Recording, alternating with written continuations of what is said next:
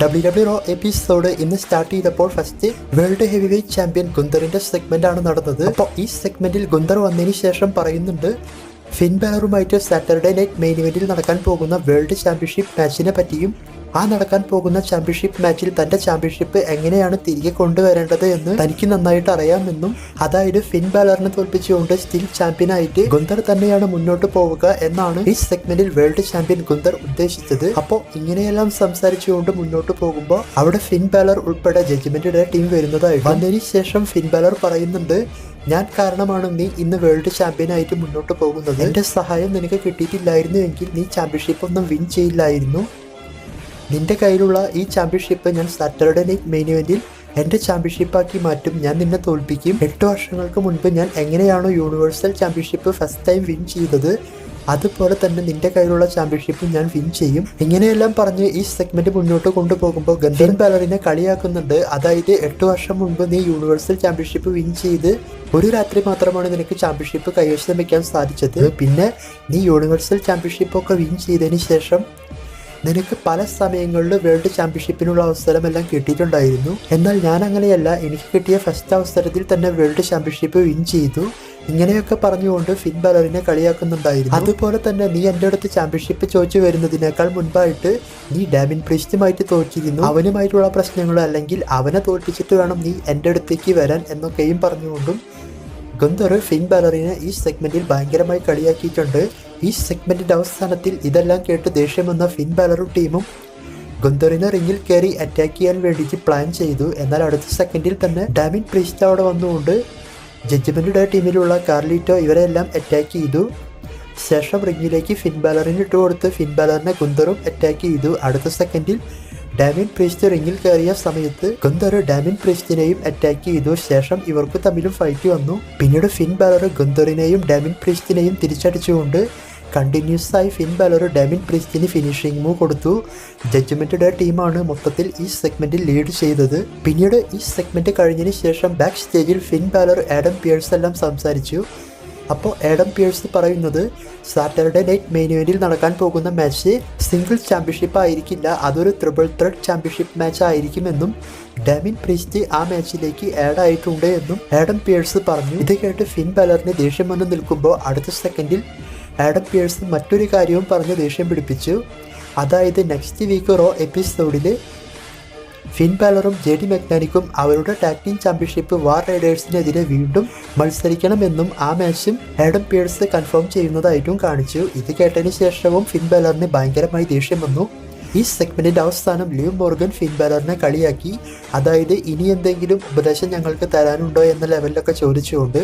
കാരണം പല എപ്പിസോഡുകളിലും fin Balor ഇവരെ ഉപദേശിക്കുന്നതായിട്ട് കാണിച്ചിരുന്നു. അപ്പോൾ കിട്ടിയ അവസരത്തിൽ നൈസായിട്ട് കൊടുത്തതാണ് ഇങ്ങനെ. അപ്പോൾ മൊത്തത്തിൽ ഈ സെഗ്മെന്റ് എല്ലാം നല്ല അടിപൊളിയായിട്ടാണ് തോന്നിയത്. പിന്നെ ഇവരുടെ മാച്ച് ട്രിപ്പിൾ ത്രെഡ് മാച്ച് ആക്കിയതും സെറ്റായിട്ടുണ്ട്. അതിനുശേഷം റോ എപ്പിസോഡിൽ ഫസ്റ്റ് നടന്നത് 8-man tag team match final testament and miss versus wire 6 ഇവർക്കാണ് ഈ മാച്ച് നടന്നത്. അപ്പോൾ ഈ മാച്ചിനെ പറ്റി നോക്കുമ്പോൾ അത്യാവശ്യം കുഴപ്പമില്ലാത്ത മാച്ചായിട്ടാണ് തോന്നിയത്. അതായത് നമ്മൾ പ്രതീക്ഷിച്ച ലെവലിലൊന്നും ഈ ഒരു മാച്ച് വന്നില്ല. മാച്ചിന്റെ അവസാനത്തിലേക്ക് വന്നു കഴിഞ്ഞാൽ കാരിയൻ ക്രോസിനെ അങ്കിൾ ഹൗഡി സിസ്റ്റർ അബിഗെയിൽ ചെയ്യാൻ നോക്കുമ്പോൾ മിസ് സേവ് ചെയ്യുന്നതായിട്ടും പിന്നീട് മിസ്സിനെ അറ്റാക്ക് ചെയ്യാൻ വേണ്ടി അങ്കിൾ ഹൗഡി പോകുന്ന സമയത്ത് AOP ടീമിലുണ്ടായിരുന്ന പോൾ എല്ലറിംഗ് റിട്ടേൺ ചെയ്യുന്നതായിട്ടും റിട്ടേൺ ചെയ്ത് വന്നതിന് ശേഷം ആ ഒരു വെപ്പണെല്ലാം എടുത്തുകൊണ്ട് അങ്കിൾ ഹൗഡിയുടെ മുഖത്തേക്ക് അടിക്കുന്നതായിട്ടും ശേഷം ഈ ഒരു അവസരം ഉപയോഗിച്ച് അങ്കിൾ ഹൗഡിയെ കാരിയൻ ക്രോസ് ഫിനിഷിംഗ് മൂവ് ചെയ്ത് ഈ മാച്ചിൽ ടീം ഫൈനൽ ടെസ്റ്റ്മെന്റ് മിസ്സാണ് വിൻ ചെയ്തത്. അപ്പോൾ ഈ മാച്ചിൻ്റെ ക്ലൈമാക്സ് ഇങ്ങനെ കാണിച്ചതുകൊണ്ട് കാരിയൻ ക്രോസിന് ഒരു ചെറിയ പിടിവള്ളി കിട്ടിയിട്ടുണ്ട്. നോക്കാം രക്ഷപ്പെടുമോ എന്ന്. ഇനി ഈ മാച്ച് ഇങ്ങനെ കൊണ്ടുപോയി ഇവർക്കൊരു സ്പെഷ്യൽസിൽ മാച്ച് വെച്ചാൽ നന്നായിരിക്കും. അതും നല്ല അടിപൊളി മാച്ചാക്കി വെക്കണം. പിന്നീട് CM പങ്കിൻ്റെ ഒരു ഇൻ്റർവ്യൂ സെഗ്മെൻറ്റ് കാണിച്ചു. അതായത് മുൻകൂട്ടി ഷൂട്ട് ചെയ്ത ഒരു വീഡിയോ ഫുട്ടേജ്. അപ്പോൾ അതിൽ ചോദിക്കുന്നത് സർവൈവർ സീരീസിൽ ടീം റോമൻ റെയിൻസിൽ മത്സരിക്കാൻ വേണ്ടിയിട്ട് പോൾ ഹേമനോട് ചോദിച്ച ഓഫർ എന്തൊക്കെയാണ് എന്നാണ്, അല്ലെങ്കിൽ എന്തുപകാരമാണ് ചെയ്യാൻ പോകുന്നത്, അതിനെ പറ്റിയൊക്കെയാണ് ചോദിക്കാൻ നോക്കിയത്.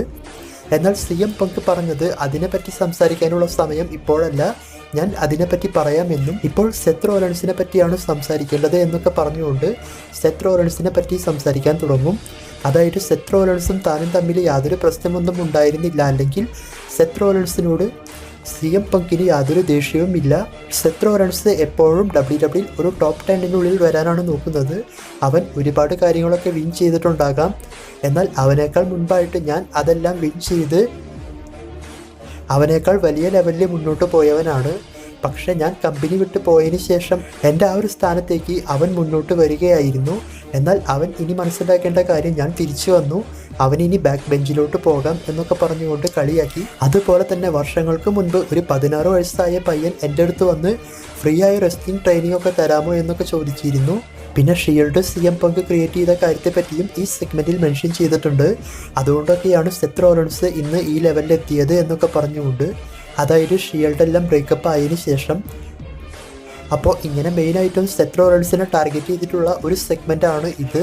ഈ സെഗ്മെൻറ്റും നല്ല സെഗ്മെൻ്റ് ആയിട്ടാണ് തോന്നിയത്. പിന്നീട് വുമൺസിൻ്റെ non title match, women's world champion Liv Morgan versus Dakota Kai, ഇവർക്കാണ് ഈ മാച്ച് നടന്നത്. ഈ മാച്ച് വലിയ കുഴപ്പമില്ലാത്ത മാച്ചായിട്ടാണ് തോന്നിയത്. മാച്ചിൻ്റെ അവസാനത്തിൽ ഡെക്കോ ടെക്കായ് വിൻ ചെയ്യാൻ പോകുന്നത് പോലെയെല്ലാം കാണിച്ചു എങ്കിലും ഷൈന ബേസ്ലർ ടീമെല്ലാം അവിടെ വന്നുകൊണ്ട് ഡിസ്റ്റർബ് ചെയ്യാനായിട്ടെല്ലാം നോക്കിയിരുന്നു. പിന്നീട് മാച്ചിൻ്റെ അവസാനത്തിൽ ലിവ് മോർഗൻ ഡെക്കോ ടെക്കായ്ക്ക് ഫിനിഷർ കൊടുത്ത് ഈ മാച്ചിൽ ലിവ് മോർഗൻ വിൻ ചെയ്തു. വിൻ ചെയ്തതിന് ശേഷം ഷൈന ബേസ്ലർ സോണിയ ഡെവിൽ ടീം ചേർന്നുകൊണ്ട് ഡെക്കോ ടെക്കായിനെ അറ്റാക്ക് ചെയ്യുമ്പോൾ അവിടെ യു സ്കൈ വന്ന് ഇവരെ അറ്റാക്ക് ചെയ്ത് ഡെക്കോ ടെക്കായിനെ സേവ് ചെയ്തു. ശേഷം ലിവ് മോർഗൻ ആ ഒരു അവസരം ഉപയോഗിച്ച് യു സ്കൈക്കും ഒരു ഫിനിഷർ കൊടുത്ത് അവിടെ നിന്നും ഇറങ്ങിപ്പോയി. അതിനുശേഷം ഡ്രൂ മാക്കൻഡയറിൻ്റെ മുൻകൂട്ടി ഷൂട്ട് ചെയ്ത വീഡിയോ സെഗ്മെൻറ്റ്. അപ്പോൾ ഈ സെഗ്മെൻറ്റിൽ ഡ്രൂ മാക്കൻഡയർ പറയുന്നത് CM പങ്കുമായിട്ട് 2024 നടന്ന പ്രശ്നത്തെ പറ്റിയൊക്കെയാണ്. അതായത് തൻ്റെ ചാമ്പ്യൻഷിപ്പിൻ്റെ അവസരങ്ങളെല്ലാം CM പങ്ക് കളഞ്ഞ കാര്യത്തെപ്പറ്റി, CM പങ്കുമായിട്ട് 5 star match hell in a സെല്ലിൽ ചെയ്ത കാര്യത്തെപ്പറ്റിയെല്ലാം പറയുന്നുണ്ട്. ശേഷം തനിക്ക് ഇഞ്ചുറി സംഭവിച്ച് തൻ്റെ ഫാമിലിയെല്ലാം പേടിച്ചു പോയ കാര്യത്തെപ്പറ്റിയെല്ലാം. അപ്പോൾ അങ്ങനെ തൻ്റെ വീട്ടിൽ റെസ്റ്റ് എല്ലാം എടുത്തിരിക്കുന്ന സമയത്തൊക്കെ സർവൈവർ സീരീസ് എല്ലാം വന്നു. ആ സമയത്ത് സാമി സൈൻ ഉൾപ്പെടെ എല്ലാവരും എനിക്കിഷ്ടമില്ലാത്ത റോമൻ റൈൻസിൻ്റെ ടീമിലോട്ടെല്ലാം പോയി. റോമൻ റൈൻസിൻ്റെ ടീമിലോട്ട് പോയ കാര്യത്തെപ്പറ്റിയെല്ലാം മെൻഷൻ ചെയ്യുന്നുണ്ട്. അതുപോലെ തന്നെ കഴിഞ്ഞ റോ എപ്പിസോഡിൽ സാമി സൈനെ ഒന്ന് അറ്റാക്ക് ചെയ്തതിൻ്റെ കാരണം ഇതാണെന്നും, അതുകൂടാതെ സാമി സൈനെ മാത്രമല്ല ബാക്ക് സ്റ്റേജിൽ താൻ ജെയ്സോനെയും അറ്റാക്ക് ചെയ്തിട്ടുണ്ട് എന്നും ഡ്രൂ മാക്കൻഡയർ ഈ സെഗ്മെൻറ്റിൽ പറഞ്ഞിട്ടുണ്ട്. അതായത് ഇവരെല്ലാം റോമൻ റൈൻസിൻ്റെ അടുത്തേക്ക് പോയതുകൊണ്ടാണ് ഇങ്ങനെ ചെയ്തിട്ടുള്ളത് എന്നും ഇനിയും ക്ലൈമോറുകൾ നിങ്ങൾക്ക് പ്രതീക്ഷിക്കാം. ഈ ഒരു ടൈപ്പിലൊക്കെയാണ് മെക്കൻഡയർ ഈ സെഗ്മെൻറ്റ് മൊത്തത്തിൽ മുന്നോട്ട് കൊണ്ടുപോയിട്ടുള്ളത്. അതുകൂടാതെ മെയിനായിട്ടും ഡ്രൂ മെക്കൻഡയർ പറയുന്നത് താൻ ഇപ്പോൾ തിരിച്ചു വന്നിട്ടുള്ളത് WWE ഫ്യൂച്ചർ മാറ്റാൻ വേണ്ടിയിട്ടാണെന്നും അത് താൻ തീർച്ചയായിട്ടും ചെയ്യും എന്നാണ് പറഞ്ഞിട്ടുള്ളത്. അപ്പോൾ ഇതും നല്ല സെഗ്മെൻ്റ് ആണ്. പിന്നീട് ബാക്ക് സ്റ്റേജിൽ WWE champion Cody Rhodes Adam പിയേഴ്സുമായിട്ട് ഒരു മീറ്റിംഗ് കഴിഞ്ഞതുപോലെ ബാക്ക് സ്റ്റേജിൽ കാണിച്ചു. അതേസമയം ന്യൂഡേ ടീമുമായിട്ട് ഒരു ചെറിയ സെഗ്മെൻറ്റ് പോലെയും. അപ്പോൾ കോഡി റോഡ്സ് പറയുന്നുണ്ട് ന്യൂഡേ ടീമിനെ തനിക്ക് വർഷങ്ങളായിട്ട് അറിയാമെന്നും, പ്രത്യേകിച്ച് സേവിയർ റോഡ്സിനെ ചെറുപ്പകാലം തൊട്ടേ, അതായത് സ്കൂൾ കാലം തൊട്ടേ കോഡി റോഡ്സിനെ അറിയാമെന്നൊക്കെ. അപ്പോൾ ഈ സെഗ്മെൻറ്റ് വന്നതിൻ്റെ കാരണം നിങ്ങൾക്ക് എല്ലാവർക്കും അറിയാം, റോ സ്മാക്ഡൗൺ ചേഞ്ച് എല്ലാം നടക്കുന്നുണ്ട്, അതുകൊണ്ടാണ്. അതിനുശേഷം സെത്ത് റോളൻസിൻ്റെ സെഗ്മെൻറ്റ്. അപ്പോൾ ഈ സെഗ്മെൻറ്റിൽ സെത്ത് റോളൻസ് വന്നതിന് ശേഷം പറയുന്നത് CM പങ്കിൻ്റെ ഇൻ്റർവ്യൂ സെഗ്മെൻറ്റിനെ പറ്റിയാണ്. അതായത് CM പങ്ക് പറഞ്ഞിട്ടുള്ള കാര്യങ്ങൾ ശരിയാണെന്നും താൻ CM പങ്കിൻ്റെ അടുത്ത് ട്രെയിനിങ് ചോദിച്ചിട്ടെല്ലാം പോയിട്ടുണ്ട് എന്നും, എന്നാൽ CM പങ്ക് പറയാൻ വിട്ട ചില കാര്യങ്ങളുണ്ട്, അത് ഞാൻ പറയാമെന്ന് പറഞ്ഞുകൊണ്ട് സെത്ത് റോളൻസ് പറയുന്നത് വർഷങ്ങൾക്ക് മുൻപ് WWE വിട്ട് CM പങ്കിനെ പുറത്താക്കിയ സമയത്ത് താനും CM പങ്കും ഒരു ശത്രുക്കളെ പോലെയല്ലായിരുന്നു എന്നും നല്ല ഫ്രണ്ട്ഷിപ്പിൽ തന്നെയായിരുന്നു മുന്നോട്ട് പോയിരുന്നത് എന്നും, ശേഷം എൻ്റെ ഒരു മര്യാദ അനുസരിച്ച് ഞാൻ CM പങ്കിനെ കോൾ ചെയ്തു അല്ലെങ്കിൽ മെസ്സേജ് ചെയ്തു. CM പങ്ക് അതിനൊന്നും റിപ്ലൈ തന്നില്ല. ഞാൻ മാത്രമല്ല ഇവിടെയുള്ള പല റെസ്ലേഴ്സും അങ്ങനെ ചെയ്തിട്ട് CM പങ്ക് റിപ്ലൈ കൊടുത്തില്ല. ശരിക്കും പറഞ്ഞാൽ അവനാണ് ശത്രുത ആദ്യം തുടങ്ങി വെച്ചത്. ഈ ഒരു സംഭവമാണ് ഉദ്ദേശിച്ചത്. പിന്നീട് CM പങ്കിനെ പറ്റി പറഞ്ഞത് അവൻ പോയതിന് ശേഷം ഈ ഒരു കമ്പനി എങ്ങനെയെങ്കിലും നശിപ്പിക്കാൻ വേണ്ടിയിട്ടാണ് അവൻ നോക്കിയത്. അവൻ പല കാര്യങ്ങളെല്ലാം ചെയ്തുവെങ്കിലും അതിലെല്ലാം പരാജയപ്പെട്ടുകൊണ്ട് വീണ്ടും ഇവിടേക്ക് തിരിച്ചു വന്നേക്കാണ്. ഇതാണ് തനിക്ക് അവനോട് വളരെയധികം ദേഷ്യം തോന്നാൻ കാരണം. എന്നാൽ അവൻ പറഞ്ഞപ്പോൾ പല കാര്യങ്ങളും സ്കിപ്പ് ചെയ്താണ് പറഞ്ഞിട്ടുള്ളത്. ഇങ്ങനെയാണ് ഈ സെഗ്മെൻറ്റിൽ സെത്ത് റോളൻസ് ഉദ്ദേശിച്ചത്. അതുകൂടാതെ മെയിനായിട്ടും ഒരു സംഭവം സെത്ത് എടുത്തിട്ടുണ്ട്. അതായത് സെത്തിനേക്കാൾ മുൻപ് എല്ലാവരും CM പങ്ക് നേടി എന്ന് പറഞ്ഞുകൊണ്ട് ഇൻ്റർവ്യൂ സെഗ്മെൻറ്റിൽ CM പങ്ക് കളിയാക്കിയിരുന്നു. അതിന് ഒരു 16ൻ്റെ പണി എന്ന പോലെയാണ് സെത്ത് കൊടുത്ത റിപ്ലൈ. അതായത് നീയെല്ലാം നേടിയതിനേക്കാൾ ഡബിൾ ഇരട്ടിയായിട്ട് ഞാൻ എല്ലാം നേടിയിട്ടുണ്ട് WWEയിൽ. അതുപോലെ തന്നെ നീ ചെയ്യാത്ത ഒരു കാര്യം, അതായത് റെസ്സൽമേനിയ മെയിൻ ഇവൻ്റ് മാച്ച് ഞാൻ ചെയ്തിട്ടുണ്ട് എന്ന് പറഞ്ഞുകൊണ്ട് CM പങ്കിനെ ഭയങ്കരമായി കളിയാക്കി വിട്ടിട്ടുണ്ട് ഈ സെഗ്മെന്റിൽ.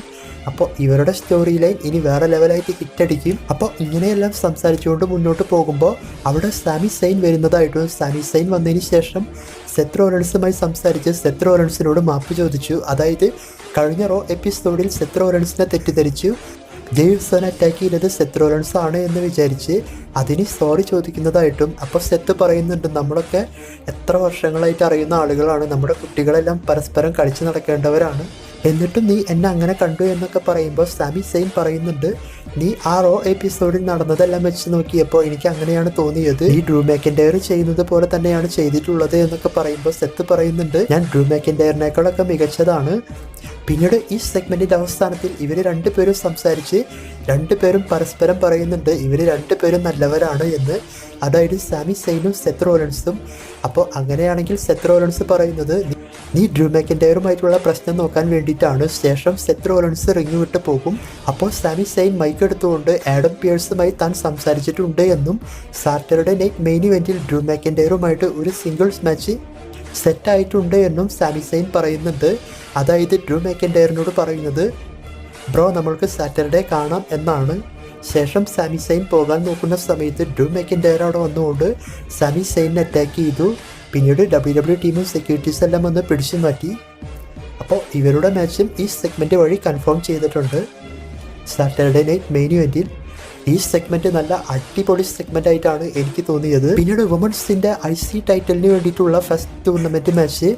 അപ്പോൾ ഈ മാച്ച് നടന്നത് ലൈറ വാൽക്കീരിയ, ഐവി നെയിൽ, സെലീന വേഗ ഇവർക്കാണ് ഈ മാച്ച് നടന്നത്.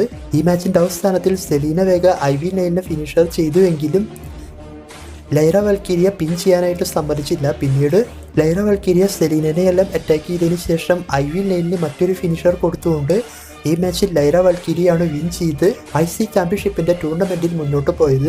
അതിനുശേഷം ദി ന്യൂ ഡേ ടീമിന്റെ സെഗ്മെന്റ്. അപ്പോൾ ഈ സെഗ്മെന്റിനെ പറ്റി പ്രത്യേകിച്ചൊന്നും പറയാനില്ല. അതായത് ന്യൂ ഡേ ടീം വന്നുകൊണ്ട് ഇവർക്ക് കഴിഞ്ഞ ആഴ്ച സംഭവിച്ച കാര്യത്തെപ്പറ്റിയെല്ലാം സംസാരിക്കാൻ തുടങ്ങുമ്പോൾ ഫാൻസ് ഇവരെ ഭയങ്കരമായി ചീത്ത വിളിച്ചുകൊണ്ട് ബൂ ചെയ്ത് വിട്ടു. ന്യൂ ഡേ ടീമിന് പ്രത്യേകിച്ചൊന്നും സംസാരിക്കാൻ സാധിച്ചില്ല. അതായത് ഇതുപോലത്തെ ഒരു സംഭവം നമ്മൾ ഡൊമിനിക് മിസ്റ്റീരിയോയുടെ സെഗ്മെന്റിൽ കണ്ടിട്ടുണ്ട്. അതിനേക്കാൾ കൂടുതൽ കൂവലാണ് ഇന്ന് ന്യൂ ഡേ ടീമിന് കിട്ടിയിട്ടുള്ളത്.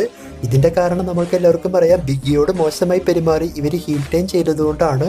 എന്തായാലും ഇവരുടെ ഹീൽ ടേൺ ഇപ്പോൾ സെറ്റായിട്ടുണ്ട്. അതിനുശേഷം റിയ റിപ്ലി വേഴ്സസ് റക്കിൽ റോഡ്രിഗസ് ഇവർക്ക് തമ്മിലുള്ള മെയിൻ ഇവന്റ് മാച്ച്, അതും എനിത്തിങ് ഗേൾസ് മാച്ച് ആയിട്ടാണ് നടന്നത്. അതായത് ഒരു നോ ഡിസ്ക്വാളിഫിക്കേഷൻ മാച്ച് എന്ന് പറയാം.